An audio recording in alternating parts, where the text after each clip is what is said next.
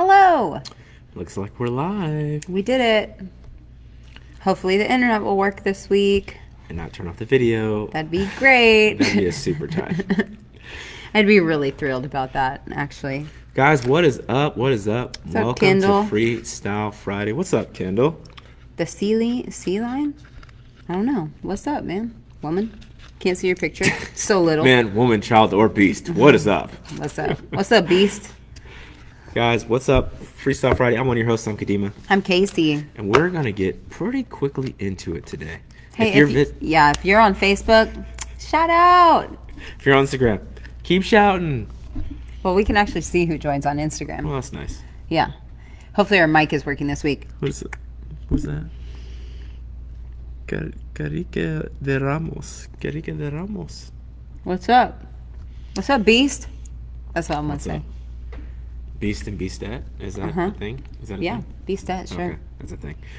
Guys, what's going on? If you haven't looked at vitamin D or know anything about vitamin D, we're going to talk about it today because it's summertime here, and this is an easy one. It's hot too.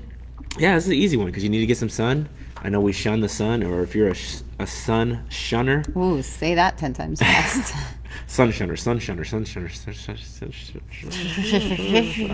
gonna put my feet up on your table. Have a couple drinks, and that's the new game.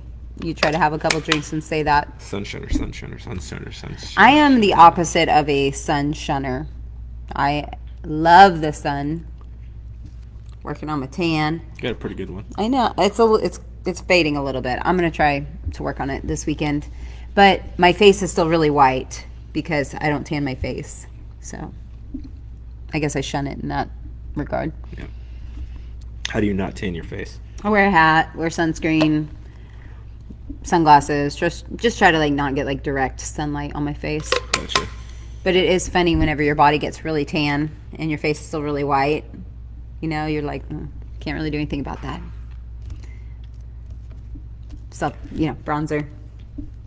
No one will ever know. All right, guys, we're going to get into this pretty scientific-y discussion here, but this is pretty common, actually. I would say if you're if you shun the sun, she sells seashells by the seashore. I'll practice that. Mm-hmm. All right, but if you pickle pepper. If Peter what Piper did Peter Piper pick a peppers? Oh my gosh!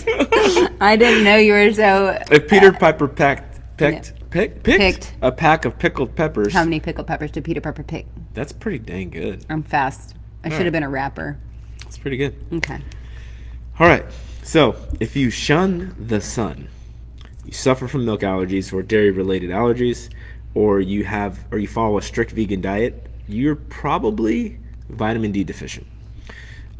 Because the only way we can absorb calcium is through the aid and assistance of vitamin D. It helps to process that calcium, right?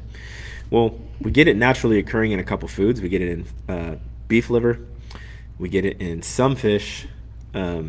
And some egg yolks, as well as some fortified, as some fortified dairy products and some grain products. So, and it is essential for strong bones because that's what helps use the calcium in our body. So, a lot of people think if you drink milk, it just means automatically you're going to get the calcium. Incorrect, right? You need another processor to go with it, right? So, symptoms of related diseases that you can get because of vitamin D deficiency. Increased risk of cardiovascular diseases, so think heart disease, hypertension, cognitive impairment in adults. So think of Alzheimer's, those kind of things from long-term deficiency. Severe asthma in children, as well as cancer.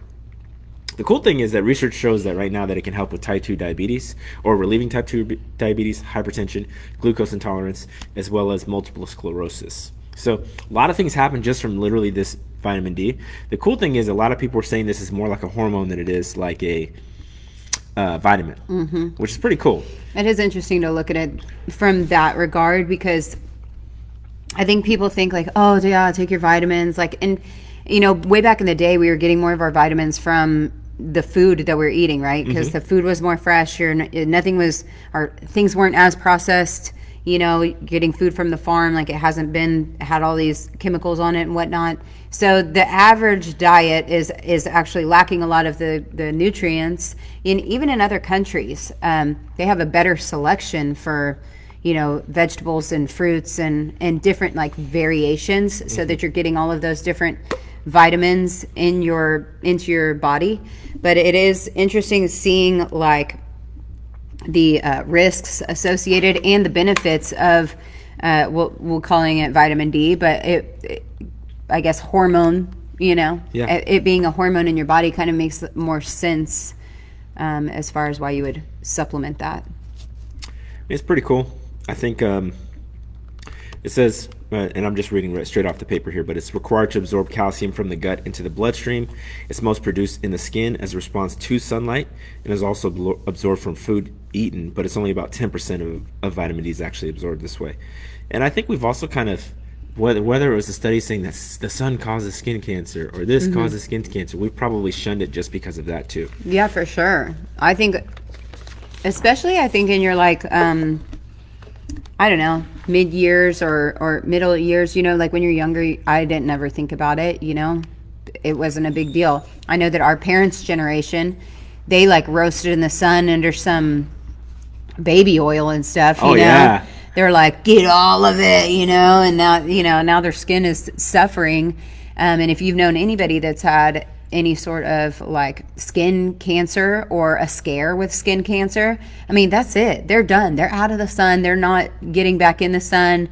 They're very cautious. It's scary. So, you know, that fear of the sun has, you know, maybe caused them to have that vitamin or hormone D, whatever you want to call it, deficiency. Yeah. And I mean, and when we were looking this up, the study continues to recommend dairy as one of the solutions for this, but unless you're going to find highly unprocessed dairy, and even if that's the case, the studies go so far into dairy and the use of this, and we could beat a dead horse with this. We've talked about dairy numerous times. I just find that it's easier for me just to take a pill. Right, and you'll secrete anything that you don't. Yeah, well, it's interesting because they talk about in this, what if you have too much vitamin D? What happens? Because you actually can, right? They call it's really hard to do though. It is. It is. They call it hypercalcemia, and it means that you have nausea, vomiting, constipation, tiredness, confusion, depression, heartaches, muscle weakness, and the need to pass urine more frequently and feeling thirsty. Call that a Saturday. But that's usually if you have, and that would mean like, I don't know what your diet is for you to have too much of that. Like maybe you're eating only like mackerel and sardines and salmon or something, and eating it and like, milk, and you're in the sun all day. Yes, and you're just I mean, that would be.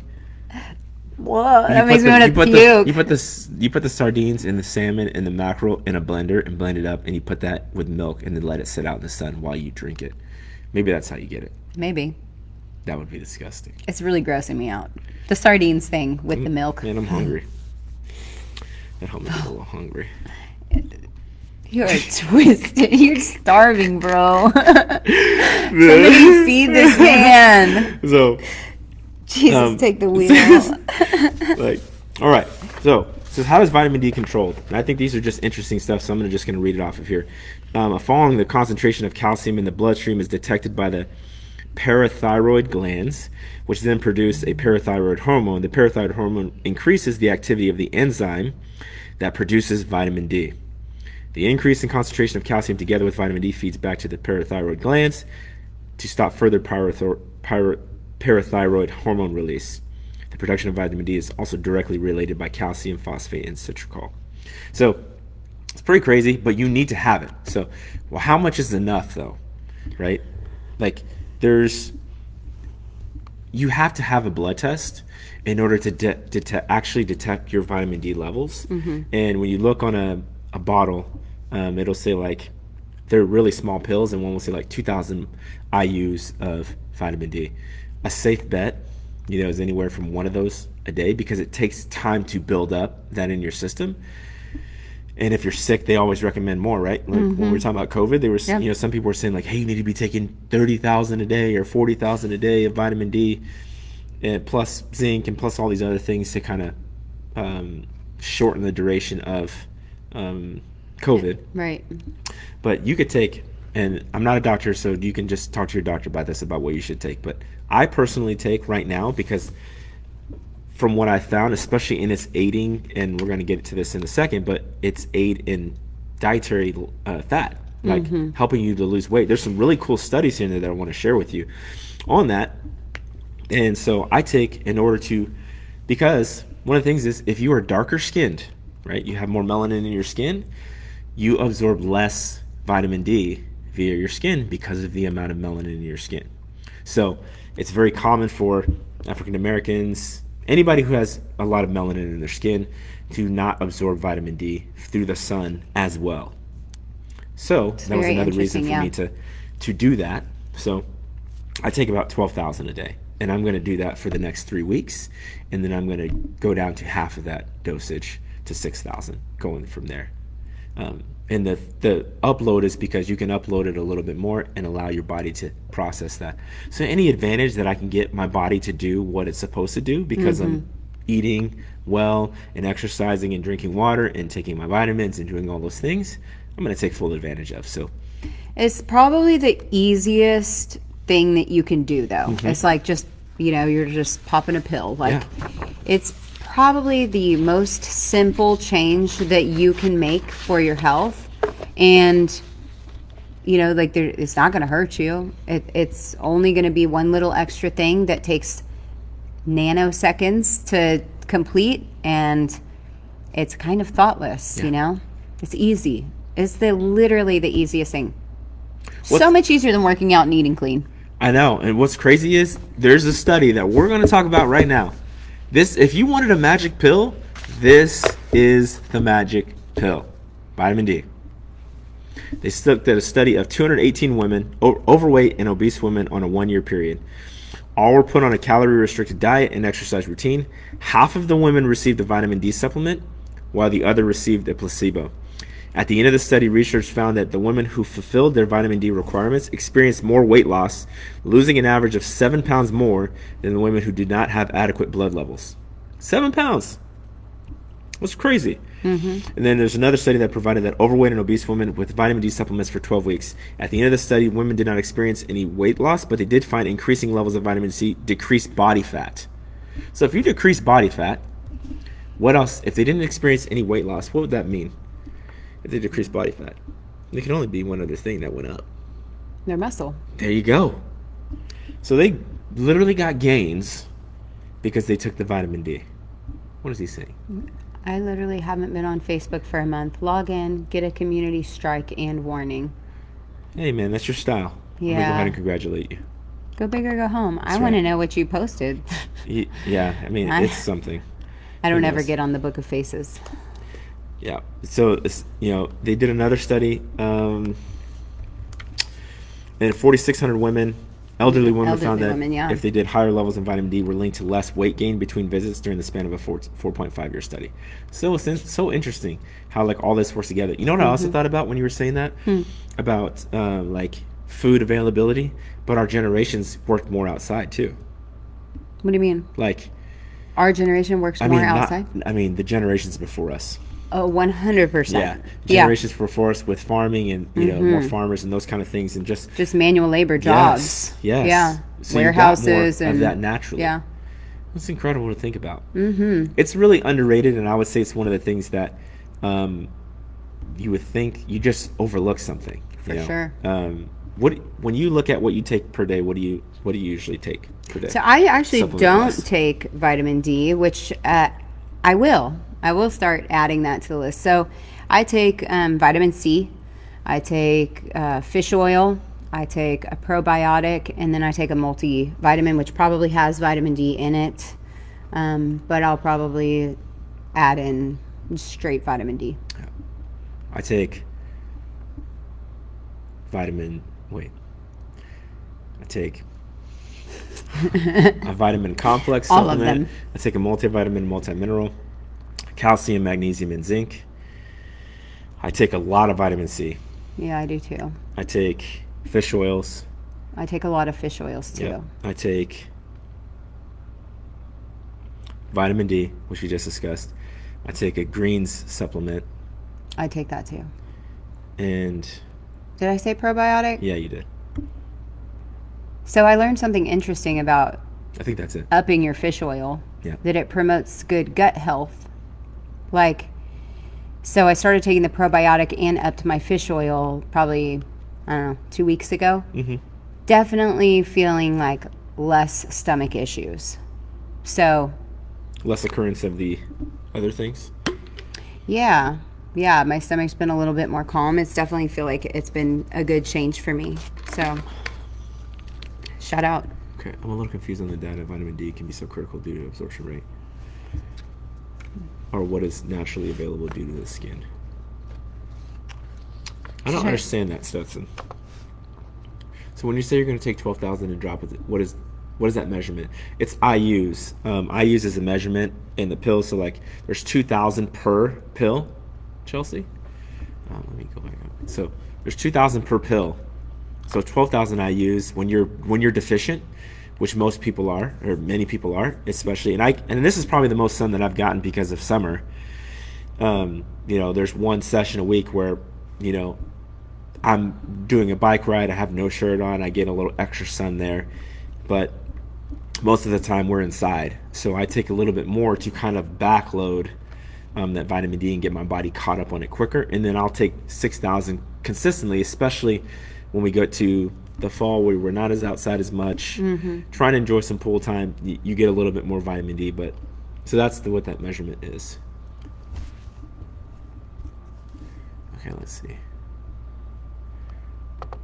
I feel like vitamin D hasn't even been fully available commercially until recently because it just wasn't a thing. I would agree with that completely. But that kind of goes back to what we were saying, like 10 years ago. I guess 10 years ago it was a thing, but I think that people are starting to realize now, like, oh, we can supplement, and it's not necessarily out of laziness, but it's out of like, no, there's a true like deficiency in our diets or in our way of life now.